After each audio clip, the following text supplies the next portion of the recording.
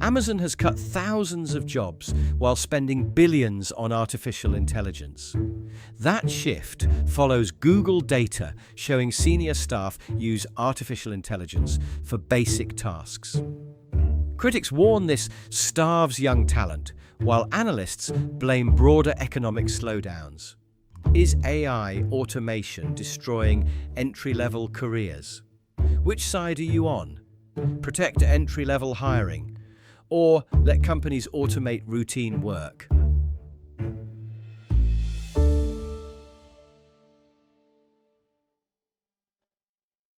Google recently analyzed 14.6 million workplace artificial intelligence conversations across standard job tasks. The study revealed that usage is concentrated among workers earning $83,000. That is far above the national median pay of $62,000. These senior employees use tools to absorb simple tasks, while employers raise entry skill demands. Does this corporate shift permanently destroy the talent pipeline for young professionals? Amazon is reducing junior headcount while pouring billions into artificial intelligence investments. To understand this shift, we must look at how daily work changes inside modern offices. Google study data proves senior employees are using software to absorb routine entry-level tasks. Firms actively integrating these tools show steeper declines in junior hiring than non-adopting companies. An entry-level role is like a training ladder for young professionals. When senior workers take the bottom rungs, new graduates cannot begin learning basic skills. What needs central focus is how short-term financial pressure drives these corporate workforce decisions. Major technology corporations cut early career positions today to protect their immediate quarterly profit margins. That decision creates a macro-level tragedy of the commons across the entire business ecosystem. If no individual firm invests in training juniors, the whole economy loses skilled professionals. Without basic entry positions, industries will face a severe shortage of qualified future leaders. Tom argues that automating entry work breaks the essential ladder for developing core workplace skills. He warns that short-term cost cuts create a collective failure that starves future industry leadership. Emily, how do you respond to this warning about destroying the corporate talent pipeline? Recent entry-level hiring contractions at tech firms stem primarily from post-pandemic market normalization. Macroeconomic evidence shows white-collar recruitment is slowing across sectors due to broader economic cooling. Major technology corporations cited artificial intelligence restructuring during layoffs to correct earlier pandemic overhiring. That narrative allowed companies to resize teams while pressuring remaining staff to adopt new digital tools. Far from destroying careers, artificial intelligence integration elevates entry-level roles into higher-value positions. Reporting from PwC shows job expectations are moving towards strategic, managerial, and interpersonal capabilities. Studies demonstrate that smart tools disproportionately benefit less experienced workers by narrowing internal skill gaps. In the Philippines, business service centers continue growing by training junior staff for complex analytical tasks. Junior employees perform sophisticated analysis under senior guidance right from their first month. This collaborative approach accelerates professional growth rather than blocking early career progress. Junior staff learn strategic judgment much faster when routine administrative tasks are automated. Emily contends that recent hiring declines reflect post-pandemic economic adjustments rather than technological displacement. She argues that artificial intelligence elevates entry roles by moving junior staff into higher-value strategic responsibilities. Tom, how do you respond to the claim that higher skill requirements actually benefit new graduates?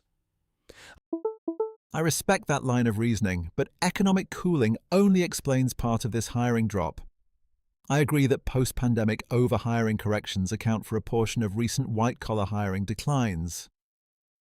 However, Demanding senior management capabilities from first-time job seekers creates an insurmountable barrier for graduates. PwC report data shows entry requirements are senior-izing across major white-collar industries. Expecting new graduates to direct strategic decisions without baseline workplace experience is completely unrealistic. Separately, UK employer data shows companies have significantly reduced returnship and career re-entry support programs.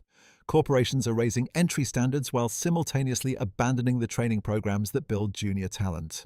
This leaves ambitious young professionals locked out of early career positions without any clear entry path.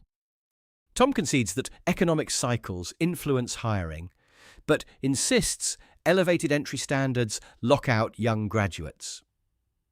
He warns that firms are dismantling re-entry programs right when new applicants face higher strategic expectations.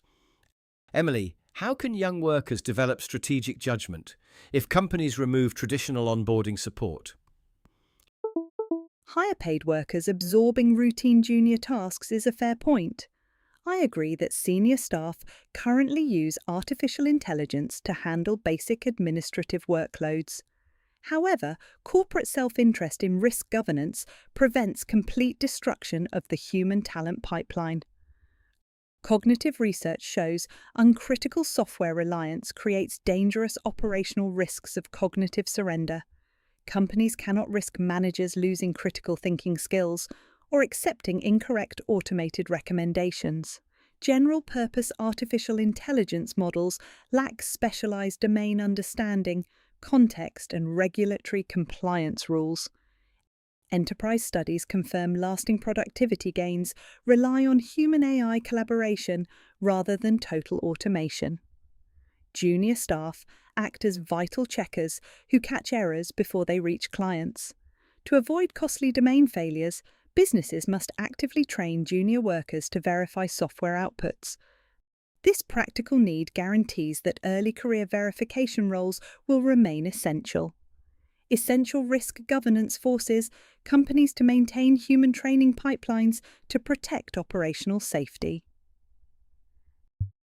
Today's debate over corporate AI adoption brings us to the central question. Does corporate artificial intelligence reliance permanently destroy foundational entry-level learning pathways? Or does software elevate junior positions while operational risk governance forces enterprises to protect human pipelines?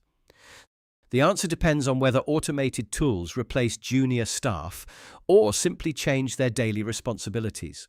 To evaluate this choice, we can examine a recent historical precedent from tech sector downsizings. Major corporations like Meta and Microsoft previously cited artificial intelligence restructuring during widespread staff layoffs. Industry analysis revealed those corporate announcements primarily addressed post-pandemic overhiring while encouraging software adoption. That precedent demonstrates how executive messaging can conflate temporary economic corrections with structural technological displacement. We must distinguish short-term economic adjustments from permanent changes to workplace career structures. If graduate intake returns as markets stabilize, automation was not the main cause of job losses. To see which perspective holds true, monitor workplace indicators over the next 6 months.